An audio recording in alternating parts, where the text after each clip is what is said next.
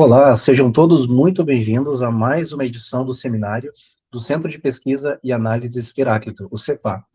Eu sou o Adriel, sou diretor de comunicações e eventos científicos do centro, sou doutorando em neurociências e hoje tenho a honra de receber para o nosso seminário o professor Ravi Kayuti. Ravi é neurocientista, empreendedor e professor internacional de yoga. Ele atua como diretor operacional do Instituto Kayuti Yoga e é criador do conceito de neuroyoga, que integra princípios de neurociência com práticas terapêuticas para promover a saúde, a longevidade e também a regulação do sistema nervoso. Paralelamente, lidera iniciativas em descoberta de fármacos por meio da Neurovista Laboratories, com foco no desenvolvimento racional de pequenas moléculas voltadas à neuroplasticidade e doenças neurodegenerativas. Bom, o tema do seminário de hoje é neurociência aplicada à descoberta de fármacos, do mecanismo neural à molécula terapêutica. Ravi, seja muito bem-vindo ao nosso seminário, muito obrigado pela tua disponibilidade, e o palco é todo seu. Muito obrigado pela apresentação, Adriel. É sempre um prazer estar por aqui, é sempre um prazer poder contribuir para o centro. Eu sou muito feliz em ter espaço para poder falar um pouco sobre neurociência aplicada de maneira clínica. Por muitos anos, a minha linha de pesquisa em neurociência era muito voltada a movimento, mobilidade, e depois de entender um pouco mais sobre os mecanismos neurais de movimento e mobilidade, eu busquei esse paralelo dentro da ideia da descoberta de fármacos. Porque quando você entende o mecanismo neural, você consegue chegar nesse fim, né? Então, mecanismo neural sendo o quê? Esse conjunto de processos dentro do sistema nervoso, dentro da célula, dentro da medula, que explicam como uma função biológica do seu corpo funciona e como uma intervenção vem a gerar algum efeito. Então, quando a gente fala de neurociência aplicada à descoberta de fármacos, a gente tem que entender que ela passa por vários processos, né? Mas, basicamente, hoje a gente vai estar falando, então, desse caminho natural que a gente precisa seguir na hora de ir atrás de desenvolver fármacos que sejam melhores, mais inteligentes, menos tóxicos para o sistema humano. Então, hoje nós temos diversas questões dentro da descoberta de fármacos no sistema nervoso que impossibilitam mais de 90% dos fármacos em etapas de discovery, que são as etapas de validação já biológicas, de chegarem ao mercado. Então, hoje, neurociência e principalmente fármacos para o sistema nervoso são um dos maiores gargalos da medicina atual. Nós não temos processos de descoberta claros, nós não temos biomarcadores claros, nós não temos, hoje, muito do que a gente vê de avanço, por exemplo, na oncologia, alguns outros avanços em tecnologia dentro da medicina, a gente não tem hoje dentro do sistema nervoso, por diversas situações diferentes. Então, uma das coisas que eu vejo é a neurociência aplicada à descoberta de fármacos, ela facilita o processo. E a gente vai estar explorando o como hoje e entendendo também um pouco dos gargalos da fórmula tradicional de descoberta que é utilizada hoje em dia, que basicamente é o que eles chamam de screening. Então, é você testar centenas de moléculas em centenas de targets diferentes e ver se alguma coisa ativa alguma coisa diferente. E a partir de achar alguma coisa no meio desse palheiro, eles começam a desenvolver um projeto. Então, hoje eu acredito que a partir da neurociência aplicada, a gente não tem mais por que procurar no escuro. A gente tem como criar teses bem elaboradas, estruturadas, e ser capaz de prever de maneira muito mais assertiva o comportamento, né, dessas novas moléculas dentro do sistema nervoso. Então, muito obrigado por estarem me recebendo e vamos para cima dessa apresentação que eu tenho certeza que o pessoal vai gostar. Maravilha. Então, hoje, quando a gente fala em moléculas terapêuticas, quando a gente fala em fármacos, a gente está falando de remédios. Remédios para diferentes situações, né? E quando a gente fala de sistema nervoso, a gente fala de fármacos, remédios que precisam ter uma série de características diferentes para serem capazes de entregar um resultado real. Então, quando nós falamos de fármacos para sistema nervoso, a gente está falando de fármacos para Alzheimer, Parkinson, depressão, para doenças que cada vez mais aparecem na população como um todo, mas que ainda assim não tem não tem cura. Então, são todos tratamentos paliativos, e hoje a gente tem como trabalhar com uma assertividade muito maior quando a gente emprega a neurociência. O que é o grande problema, né, da maneira tradicional? Então, a gente vê hoje que a falha em ensaios clínicos, ela é gigantesca. Então, das moléculas que começam para as moléculas que terminam, é menos de 10%. Tem muita coisa no caminho que quebra essa assertividade da molécula. Grande parte é a baixa assertividade dos modelos pré-clínicos. Então, os modelos de teste, eles não são inteligentes o suficiente, porque hoje você tem dentro dos modelos de teste padrão, basicamente, fórmulas já pré-concebidas. Então, o que acontece? Você tem como testar uma molécula, uma síntese específica, numa célula do sistema nervoso. Agora, como que você faz a mímica daquela célula em relação à situação que você quer testar? Então, como que você caracteriza que essa célula vai ter uma assertividade em relação ao estresse que aquela doença gera? Como que a gente caracteriza que essa célula vai estar similar ao que se encontra, né, num ambiente vivo? Então, essa baixa assertividade dos modelos pré-clínicos de teste é uma das coisas que realmente é muito difícil da gente conseguir transformar.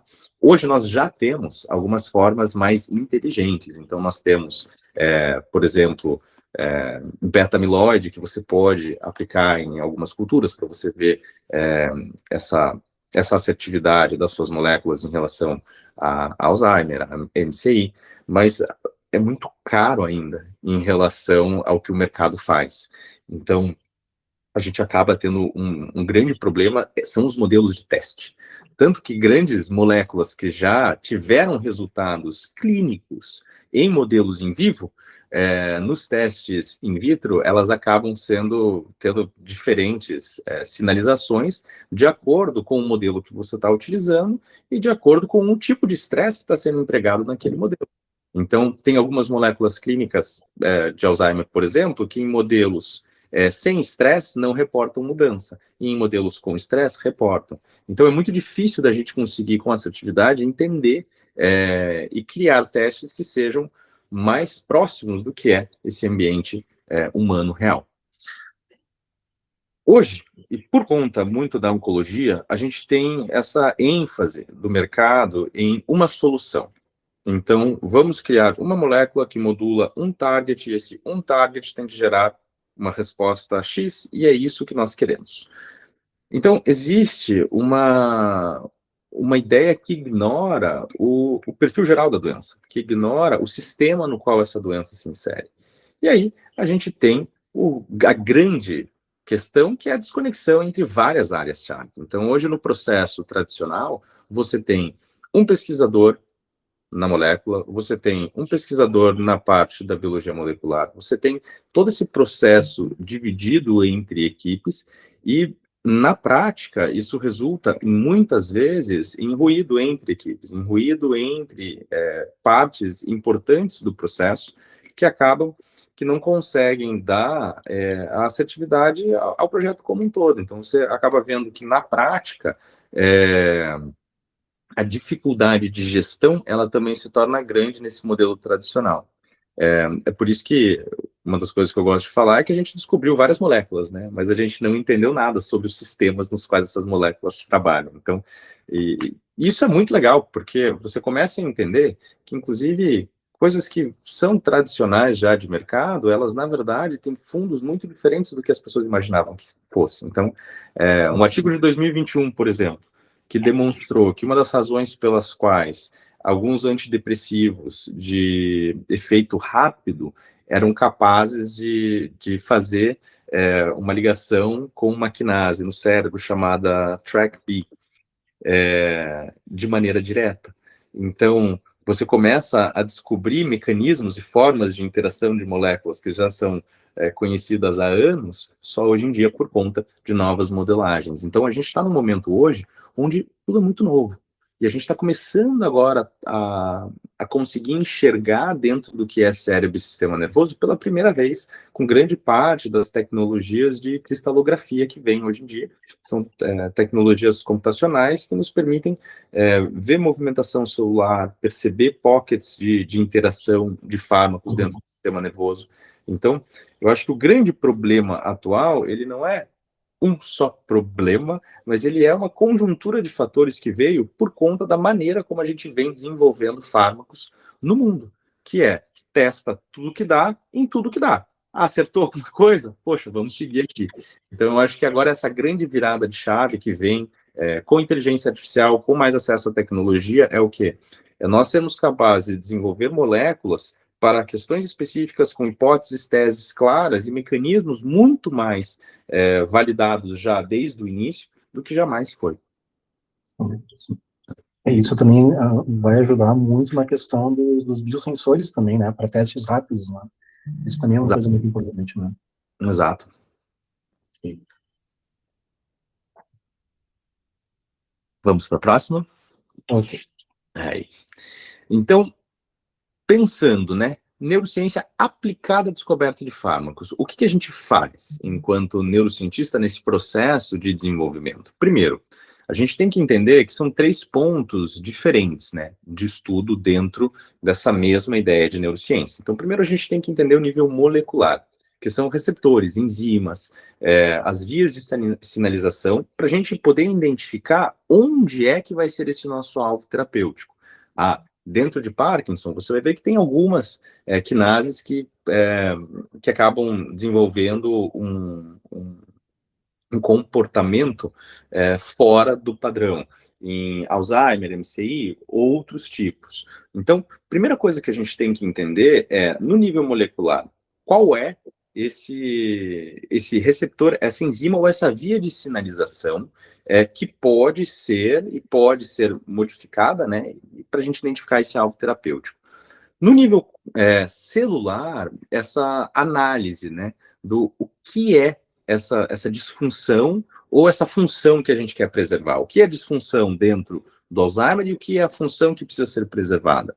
E no nível comportamental, é muito mais o impacto disso na vida do paciente. Então, o que vem a mudar na vida do paciente? Então, quando a gente fala de descoberta de fármaco e neurociência, a gente tem que parar de pensar só no específico, né, da molécula, e a gente tem que entender que ela tem que fazer essa tradução em todos esses aspectos distintos, porque nós não vamos conseguir burlar todas as defesas do cérebro enquanto nós só tivermos tentando encontrar moléculas capazes de fazer algo. Isso não vai acontecer. Nós precisamos agora entrar cada vez mais nessa engenharia de desenvolvimento de fármaco que passa a criar moléculas terapêuticas específicas, novas, e que sejam capazes de burlar todas essas etapas de proteção do cérebro e realmente ter um fim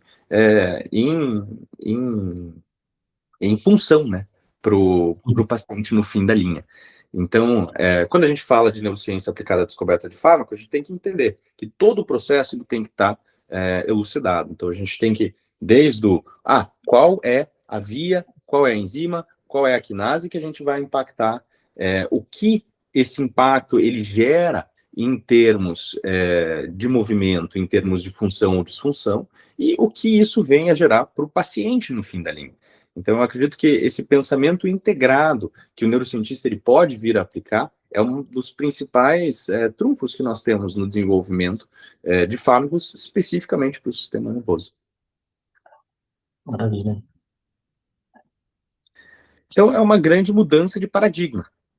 Porque o modelo antigo, ele busca o quê? Bloquear ou ativar um alvo específico. É isso que você vê muito em oncologia e funciona.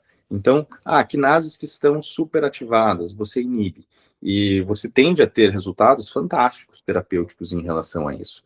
O que aconteceu? No cérebro, nada disso se traduziu. Grande parte de todas as moléculas terapêuticas, elas não são capazes de passar várias dessas travas e dessas formas de filtragem do cérebro. E em cima disso, grande parte delas tem níveis de toxicidade muito elevados no uso crônico. Você não tem essa visão sistêmica em relação a elas, e a gente está falando hoje que nós estamos no mais avançado que a medicina, que a tecnologia já esteve. Nós temos hoje capacidade de entender sistemas complexos, de modular sistemas complexos, e tudo a partir de teses e hipóteses que são, acima de tudo, respaldadas por literatura. Então, eu acredito que hoje nós temos cada vez mais como entender como o cérebro funciona e entendendo como o cérebro funciona, começar a modular não só um alvo específico, mas um sistema. Porque é assim que a gente vai conseguir lidar com neurodegeneração. Não tem como. É o que a gente está vendo. Em Alzheimer, tem vários removedores de placa. Já tem alguns hoje no mercado, já tem alguns sendo vendidos, já tem estudos clínicos em vários. Você tem um impacto realmente na doença mínimo. E ainda assim, é gigantesco no mundo. Porque a gente está falando de 1 ano a mais de vida, de conversa, de interação. Poxa, quanto vale 1 ano a mais de vida? Né? Então, é um impacto minúsculo. Porque a gente sabe hoje em dia que a beta-amiloide não é só uma situação de Alzheimer, mas é uma resposta do corpo a um sistema inflamado. Então, a placa, ela existe para quê? Para proteger e para fechar esses pontos de inflamação no cérebro. Então, quando a gente tem essa mudança de perspectiva, a gente começa a entender que tudo o que nós fazemos hoje está no meio do caminho. A gente não está modulando esse sistema, a gente está tentando tratar esse problema. E o tratamento do problema, ele não é a solução. Nós precisamos dar uma volta atrás, voltar para o início e pensar como que eu modulo esse sistema para que isso aqui não se traduza em realidade. Então, essa é a mudança de paradigma que a gente tem que trazer. É sair do target, é sair do alvo e pensar sistema. Maravilha. Então, primeira etapa. O que realmente está quebrado, disfuncional nesse sistema? Então, a gente tem que entender a doença a qual a gente está focando. Hoje, o meu trabalho e a minha pesquisa especificamente, ela é em Alzheimer e Mild-Cognitive Impairment, que é essa condição prévia a Alzheimer, na qual você já tem uma queda de plasticidade, você já tem uma queda de capacidade de aprendizado. Então, isso é muito importante, porque nós vemos demência como o déficit cognitivo, como a mobilidade faltando, como o lapso de memória, mas, na verdade, demência começa com uma diminuição da sua capacidade de aprendizado. Então, o que você precisa entender?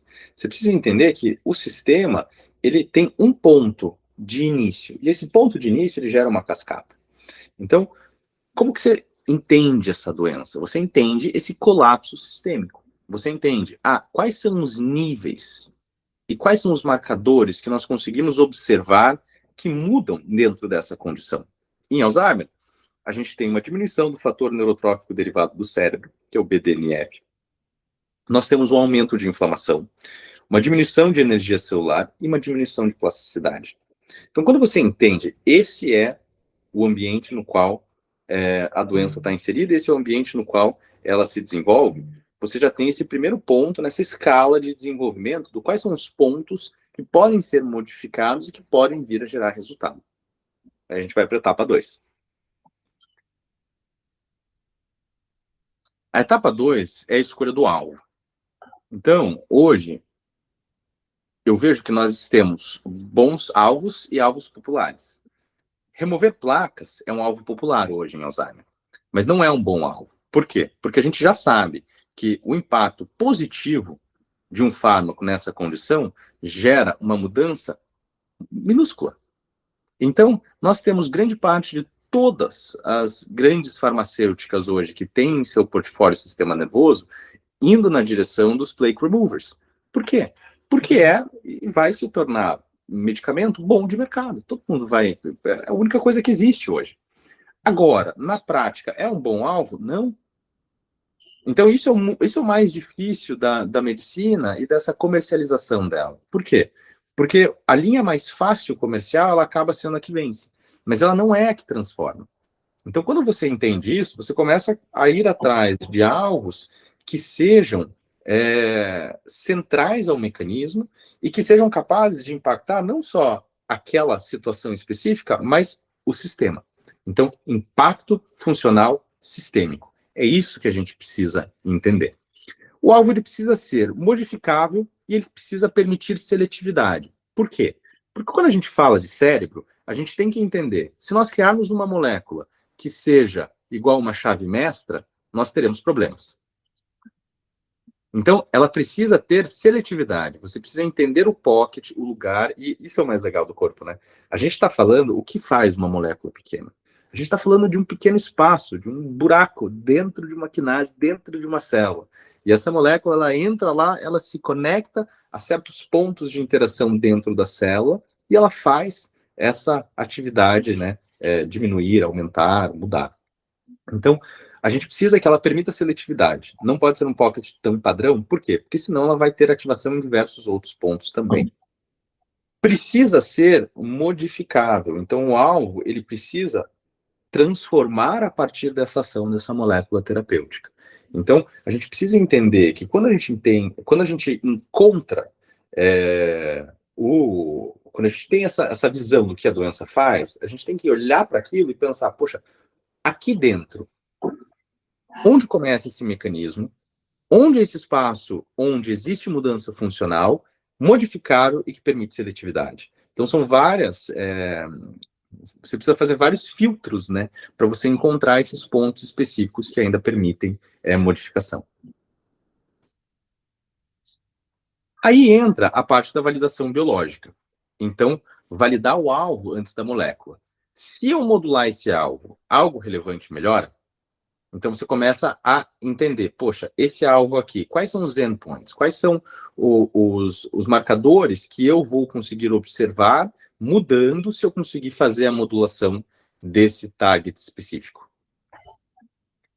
Hoje em dia, nós já temos para essa etapa várias formas de validação em sílico, que são computacionais. Então, a validação biológica, em grande parte dos alvos hoje, ela já tem cristalografia, ela já tem essa capacidade de entendimento. E claro que muito ainda não sabemos, nem do corpo, nem do cérebro, mas algum monte nós já temos.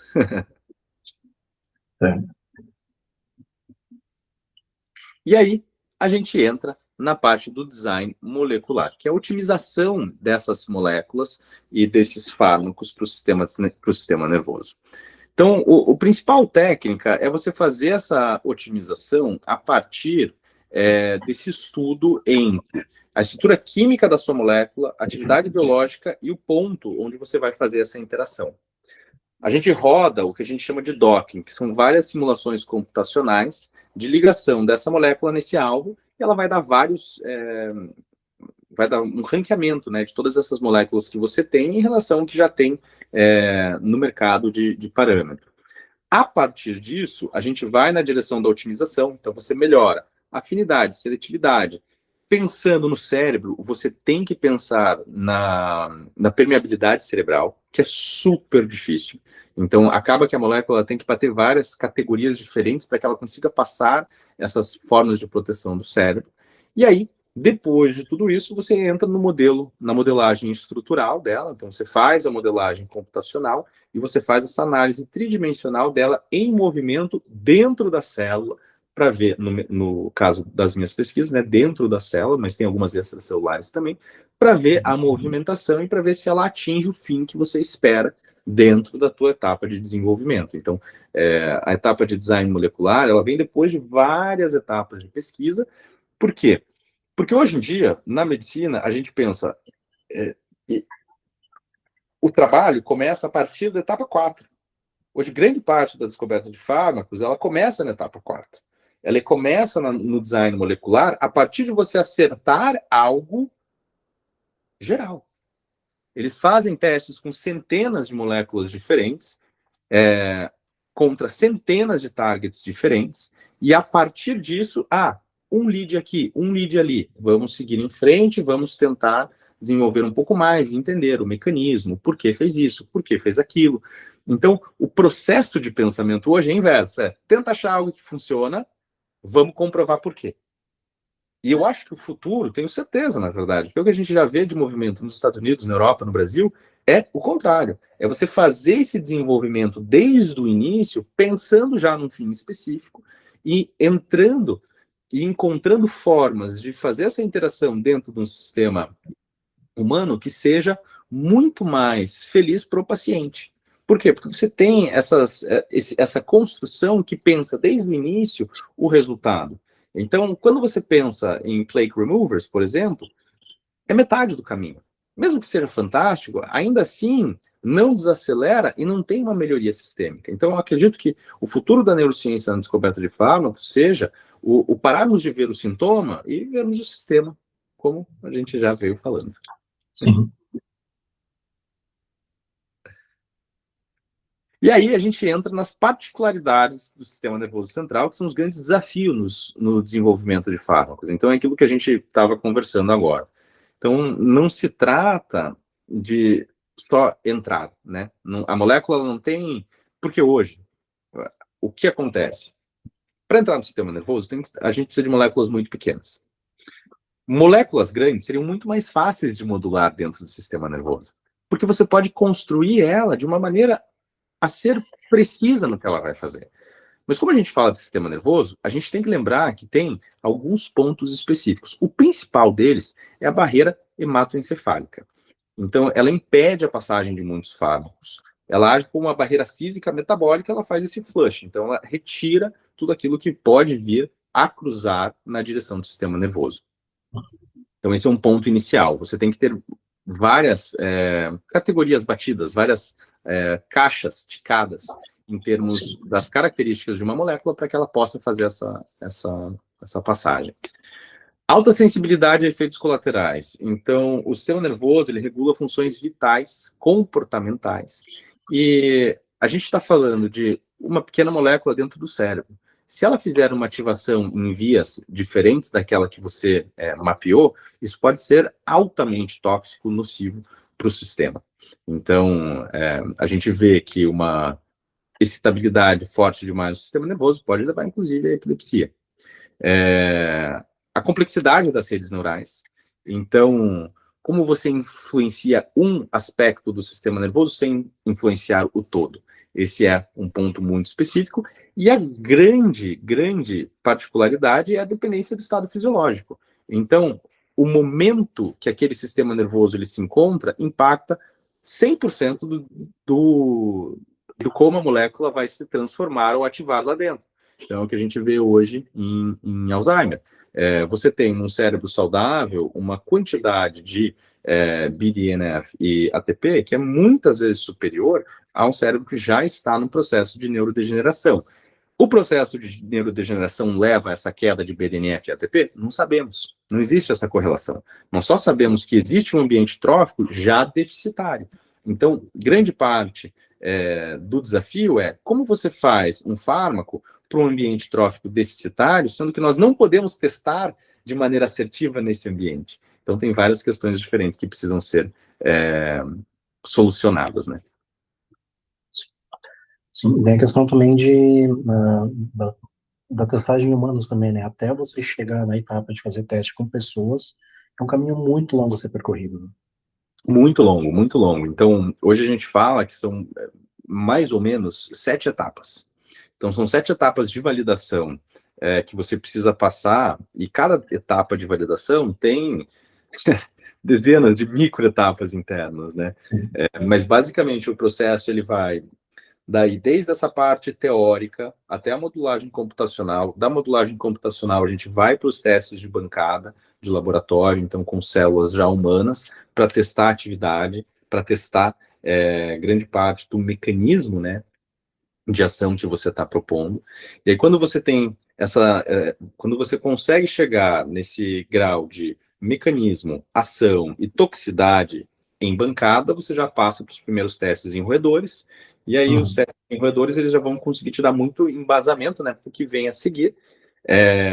Normalmente, quando as moléculas elas chegam nessa fase, você acaba tendo que desenvolver algumas parcerias dentro de grandes farmacêuticas para continuar o projeto, porque daí os custos eles também são muito elevados, e a gente precisa daí entrar dentro dos mercados locais e as aprovações elas são locais. Então, algumas moléculas elas vão pedir testes em modelos primatas, ou outros em modelos roedores. Tem algumas específicas de toxicidade que ainda são feitas em cachorros. Então, acaba que você tem várias etapas, né, a serem batidas antes de você entrar nas etapas humanas, que aí são mais 3 grandes, né, estudos clínicos formais que demoram anos. Então, a gente está falando que do momento da descoberta até o momento da comercialização de um fármaco, entre 2 e 15 anos. Sim. E você vê, assim, em todas essas etapas, você consegue ver, em algum ponto, a inteligência artificial sendo utilizada para reduzir esse tempo que hoje, né, pessoas esperando por uma medicação específica por uma determinada doença neurodegenerativa, né, 15 anos é muito tempo, né, 10 anos é muito tempo. Então, você vê a IA sendo utilizada, ou tem um potencial para ela ser utilizada para a gente conseguir reduzir esse tempo? Com certeza. Eu acho que hoje em dia, grande parte do mercado já vê IA como uma grande solução, principalmente para você validar essas ideias iniciais. Então, por exemplo, na nossa iniciativa, no começo do desenvolvimento das nossas primeiras moléculas na empresa, a gente utilizou inteligência artificial para fazer as triagens de scaffolds, ou de núcleos moleculares que podiam vir a encaixar dentro dos pockets que nós estávamos estudando. O que a gente foi capaz de fazer foi, em 2 meses, nós fomos capazes de fazer um levantamento de mais de 1.000 núcleos. A gente foi capaz de fazer a triagem dos 1.000 núcleos em relação a todos os núcleos que já haviam qualquer tipo de fármaco ou estudo clínico embasado em sistema nervoso. Em cima disso, a gente foi capaz de fazer a criação de mais ou menos 180 modelos análogos em 3 desses núcleos mais promissores, e em cima disso a gente foi capaz daí de começar a trabalhar com uma base muito mais inteligente. Então, entende? No modelo anterior, um ser humano precisaria fazer toda essa triagem, essa estruturação, e aí a análise disso tudo é o que leva mais tempo. Com IA, a gente pode diminuir muito o tempo de análise e a gente pode trabalhar ser humano em cima de algo que é muito mais factível e real já. Então, ela não exclui o pensamento humano dentro da descoberta de fármaco, ela acelera. Por quê? Porque você para de ter que lidar com partes do processo que são basicamente análises manuais. Então, é fantástico. Eu acho que a IA ela vai auxiliar muito nesse desenvolvimento. Então, maravilhoso.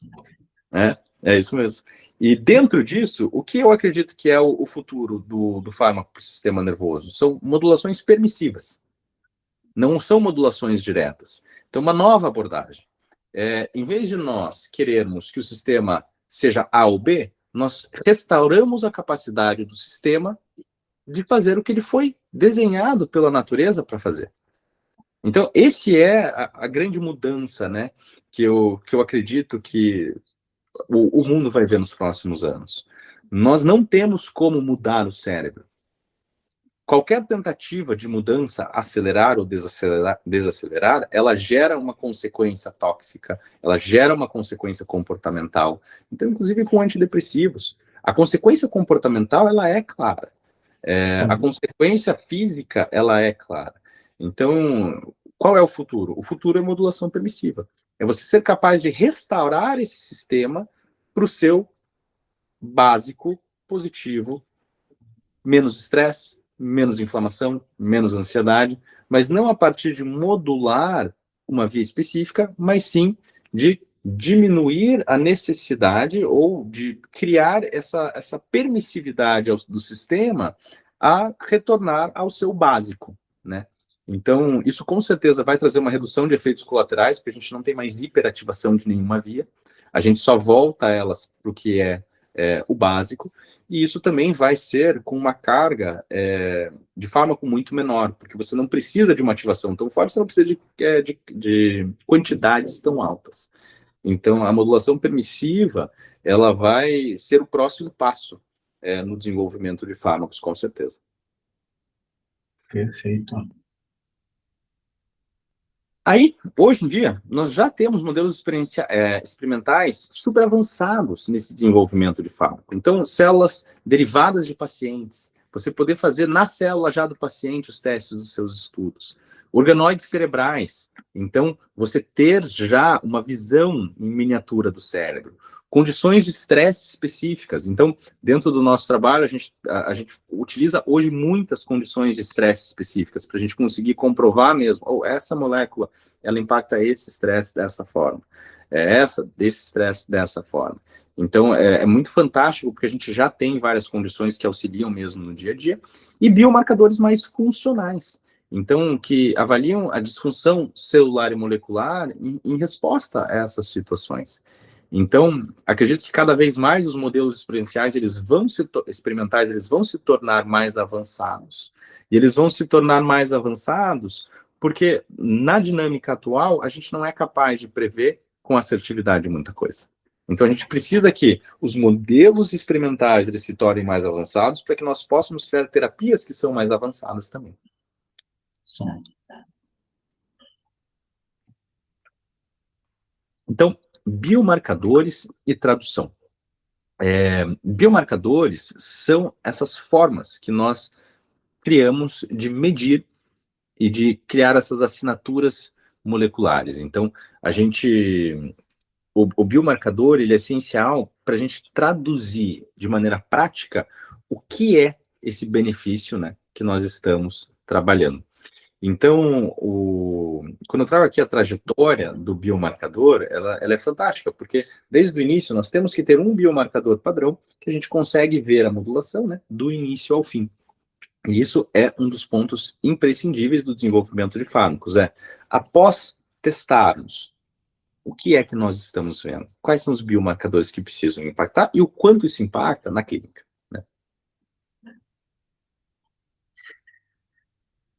Como a gente viu no começo, 90% falha.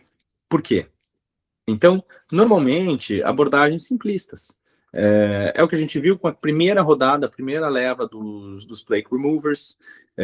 Alvos mal validados também acontece muito. Então, você tem uma ativação em laboratório, porque como é feito com screening, né, eles testam várias coisas ao mesmo tempo, você tem ali um flag. Isso aqui pode ser. Você faz uma rodada de validação biológica rápida. Tem um resultado parcial positivo. O que acontece? Grande parte dos grupos não vai na direção do mecanismo e vai sim na direção da atividade. Hoje, isso é uma das razões pelas quais grande parte das moléculas não passa em frente. Por quê? Porque quando o mecanismo não está elucidado, você vai na direção da atividade, grande parte das vezes, o que acontece? Ali na frente você tem atividade, mas você não tem como comprovar esse mecanismo. Se você não tem como comprovar esse mecanismo, você não tem como aprovar esse medicamento. Então, grande parte das pesquisas, ela também fica sem funding, sem dinheiro. Por quê? Porque não tem esse pensamento do início ao fim. Certas etapas precisam ser cumpridas para que nós possamos trabalhar e passar em frente. Então, esse é um processo muito importante. Modelos irrelevantes. Então, vários modelos que não refletem a complexidade real. Então, hoje em dia isso já está mudando, mas no passado, muitos estresses gerados com glutamato, por exemplo. Então, você testava a célula com um sal que mata a célula, basicamente. Então, você tem vários formatos e modelos irrelevantes que foram utilizados por anos. Por quê? Porque não sabia que existiam modelos melhores ainda, né? E essa falta de integração entre sistemas. Então, a gente não vê o sistema, né? A gente vê o sintoma e a gente trata o sintoma. Então, a gente tem que parar de tratar sintoma e ver sintoma e começar a perceber essa ideia de sistema. Então, aqui é onde a gente já falou um pouquinho, né? O futuro da descoberta de fármacos, ela é, com certeza, essa integração com IA e modelagem, porque a gente deixa de precisar encontrar uma agulha no palheiro. Essa abordagem, ela já passou, acabou. A medicina, ela precisa de mais inteligência. Então, a gente precisa dessa medicina de precisão, que é capaz de identificar momentos e pontos onde a eficácia terapêutica ela vai ser muito mais elevada. Então, você tratar Alzheimer a partir de um diagnóstico com biomarcador é super desafiador. Por quê? Porque o biomarcador de Alzheimer já mostra que existe dano nesse sistema. Dano irreversível. Então, quando é que o tratamento ele precisa entrar? Qual é esse tratamento? Porque a grande questão não é mais, este remédio vai funcionar para isso, mas é quando esse remédio, como esse remédio. No sistema nervoso, a gente não pode achar que vai funcionar independente. Então, tem momentos específicos de abordagem, de trabalho e de farmacologia que vão funcionar melhor. As abordagens baseadas no sistema e não mais no ponto específico, e fármacos que não mudam, mas que restauram. Restauram o quê? Função básica. Porque a farmacologia, quando ela tenta transformar, ativar, como um interruptor, liga ou desliga, acaba que ela gera uma linha de compensação para dentro do corpo gigantesca. A linha de compensação para dentro do corpo é o grande problema. Nós não queremos uma linha de compensação, nós queremos um sistema funcional. Então, fármacos que restauram a função são, com certeza, o futuro da farmacologia. Perfeito. E, hoje, um dos grandes pontos de trabalho, que eu acredito ser o futuro do tratamento de grande parte das doenças neurodegenerativas, é neuroplasticidade. São medicamentos que são capazes de aprimorar a nossa adaptabilidade neural e restaurar a capacidade de resposta neuroplástica em já sistemas com impacto. Então, sistemas já deficitários. Então, Alzheimer, depressão, transtornos de ansiedade, todas essas situações, elas compartilham de disfunções em neuroplasticidade, com disfunções de aprendizado e de captação de novas informações. Então, quando a gente trabalha nesse ponto inicial, nós temos capacidade de impactar diversas áreas diferentes. Então, eu acredito que a resposta neuroplástica e medicamentos, fármacos que sejam capazes de modular elas, sejam o futuro dentro dessa ideia de desenvolvimento de fármacos. Então, em conclusão, neurociência aplicada, ela promove um design racional de fármacos. A gente sai do lugar do achismo e a gente passa a criar teses, teorias, fórmulas, medicamentos que são, desde o seu início, pensados para situações específicas. A gente sai do achismo e a gente desenvolve fármacos que são capazes de maneira muito mais assertiva, respeitando a nossa biologia natural, modular, sem forçar o sistema, restaurando função. Então, essa é a ideia e esse é o nosso ponto de pesquisa dentro da minha empresa hoje.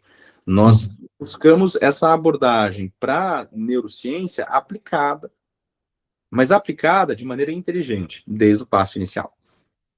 Sim. Maravilha, maravilha isso. Deixa eu ensinar aqui. Eu quero te agradecer imensamente pela tua participação.